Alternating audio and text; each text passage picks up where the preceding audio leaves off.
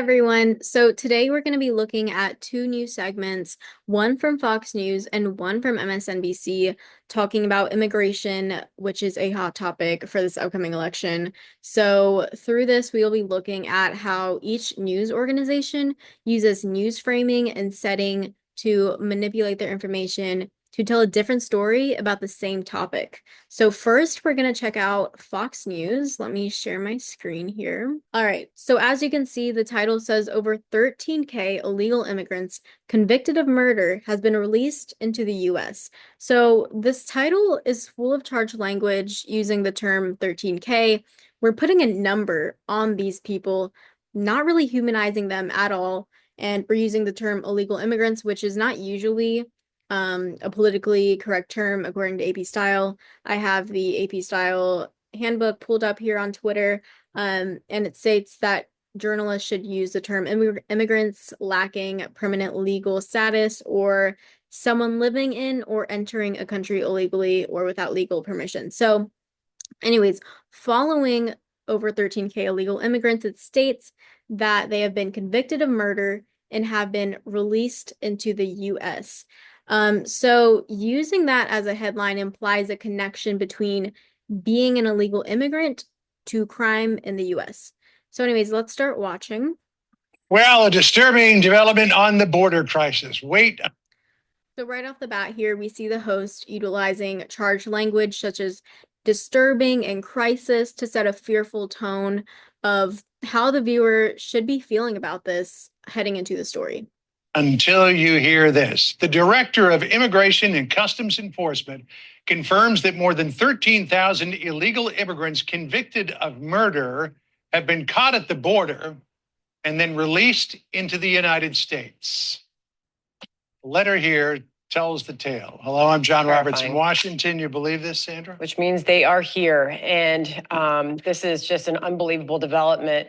I'm Sandra Smith in New York. Good to be with you, John. This is America Reports. Let's get right to Bill Malugin. He's got this news for us. He's live out of Douglas, Arizona right now, where Vice President Kamala Harris is set to visit later this afternoon. Bill, the details of this news, what do you have? Yeah, and Sandra, bear with me. We just got these numbers moments ago, but it's a jaw dropper to say the least. So to set the stage here, let me just explain what these numbers mean. ICE has something called a non-detained docket. Essentially what that is it means migrants who were encountered by DHS but are no longer in federal custody. So our first source here is a document from ICE, which is the U.S. Immigrant and Customs Enforcement, which works to protect the U.S. from cross-border crime and undocumented immigration. So as we progress through this segment, we will see that this is the only source used to tell the story. Who's on this non-detained docket? It's illegal immigrants who were caught and released at the border, released with the court date years away. They're in immigration proceedings, combined with illegal immigrants who have already been ordered, deported from the country by a judge, but are still here roaming the country. So keep that in mind, this non-detained docket. According to a letter that the acting director of ICE just sent to Texas Congressman Tony Gonzalez, on ICE's non-detained docket, they're currently tracking 425,000 non-citizens who have been convicted of a crime. Of that number, over 13,000 non-citizens have convictions for homicide and are on the non-detained docket, meaning they're roaming the country right now. On top of that, there are another 15,811 non-citizens convicted of sexual assault who are roaming the country right now on ICE's non-detained docket. It doesn't stop there. Those are convictions. The ICE director also says there are currently just under 1,900 non-citizens on the non-detained docket who have pending homicide charges. So again, we see numbers being utilized in this graphic, just like they do in the headline, to show the numbers of crimes committed by undocumented migrants, but only highlighting homicide and sexual assault crimes, reinforcing that belief that undocumented migrants are connected to these specific crimes. So I'm just going to skip ahead and kind of summarize what he says because it does get a little bit repetitive. So he essentially repeats the statistics over and over, showing B-roll of undocumented migrants, as you see here. But I noticed that there's no interviews conducted with these people that they're reporting about. So the story Fox News is telling is very one-sided.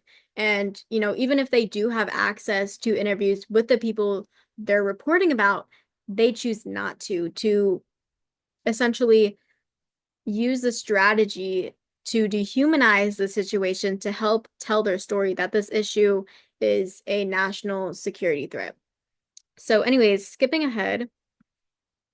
Now of a horrible sexual assault or a murder or another violent felony committed by an illegal alien who is often caught and released from custody. And the jaw dropper here too, guys, is all these numbers we just rattled off. They don't even account for the nearly 2 million gotaways who have crossed our border under the Biden administration. Those almost. So the reporter summarizes by saying, in a nutshell, this non-detained document has exploded under the Biden administration. So by doing this, he identifies an issue, which is crime on the rise from undocumented migrants, and gives you the stats and numbers, and then assigns the blame to the Biden administration to pose as the cause of this issue. So this is a common tactic of frame setting, which defines an issue and then determines a cause for that issue. Almost 2 million gotaways. They were never encountered by DHS. They snuck in. They were never caught by Border Patrol. They were never encountered by ICE. There's no record of them. So they have nothing to do with the numbers I just rattled off to you. These are just the numbers of people that ICE has already encountered, that Border Patrol has encountered, that DHS knows who they are. And we just. So just in the past 20 seconds, we hear the terms illegal aliens and gotaways to describe the undocumented migrants to, again, desensitize the viewers so the viewers see the undocumented migrants as criminals and reinforces the idea that this issue is a threat to American safety. All right, so now we are going to look at a news segment from MSNBC on the same topic of immigration, but when Trump was in office 5 years ago. So right off the bat, as you can see, we have a headline stating new Trump policy would deport severely ill undocumented migrants. So just based off this headline, we're already seeing a difference from Fox News, where they painted the undocumented migrants as criminals, and now we are seeing the undocumented migrants in a more sympathetic light by mentioning that they are severely ill. All right, so let's watch a little bit here. A gut-wrenching new report on the Trump administration's immigration policy. So right off the bat, the news anchor says a gut-wrenching new report on the Trump administration.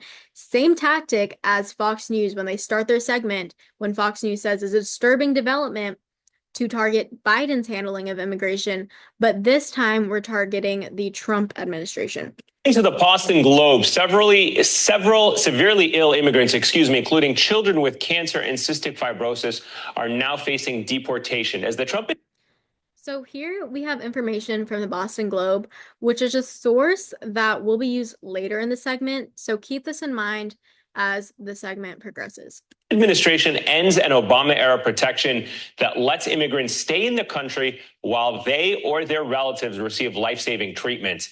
While it is not exactly clear how many people would be affected, some advocates estimate it to be in the thousands. So we still see the use of numbers here at MSNBC, but watch how they humanize the statistic. Mother, whose 7-year-old has epilepsy, says they're facing deportation in the spring. And she says that she feels like I'm signing my son's death warrant. And a teenager, with cystic fibrosis is also speaking out, saying he fears he'll die if he is deported. If they deny the program, that I need to go back to my country, I will probably die. Because in my country, there is no treatment for CF. Doctors don't even know what's the disease. The only ones who can help me are here in the United States. All right, joining me now is Ronnie Miller. He is the executive director of the Irish International Immigration Center, which represents Jonathan Sanchez, who you just heard from in that clip, heartbreaking clip, I should say. Ronnie, explain this to us and to all of our viewers out there. What does this mean for your clients like Jonathan Sanchez? Well, Eamon, good evening. Just when we thought that the administration couldn't sink to any lower depths, they find a new way to torture immigrant children and families. So here we have an expert in immigration who directly works with undocumented migrants, like the boy mentioned previously, emphasizing the portrayal of how the Trump administration, like Ronnie Miller stated, is torturing immigrant children and families. So now we have this narrative of deportation is harming sick children, to pull on our heartstrings a little bit more than a number would to help combat other news media narratives that undocumented people are criminals. So now I want to skip to this graphic here. So this shows how the Trump administration is working against healthcare and the well-being of undocumented migrants. And as you can see, this information is sourced from the same source, which is the Boston Globe, which was previously mentioned in the beginning to introduce the issue of severely ill immigrants facing deportation. So it's important to be aware of where this information is coming from because while it all may be true, we know that the Boston Globe feels a particular way about this issue and, might handpick information from the Trump administration to help tell their story better, just like Fox News did by pulling numbers from specifically immigrant crimes, just focusing on sexual assault numbers and homicide crime numbers. So, in conclusion, both news organizations are doing the same tactic of news framing and setting, but picking and choosing information that helps tell their story of the same topic of immigration.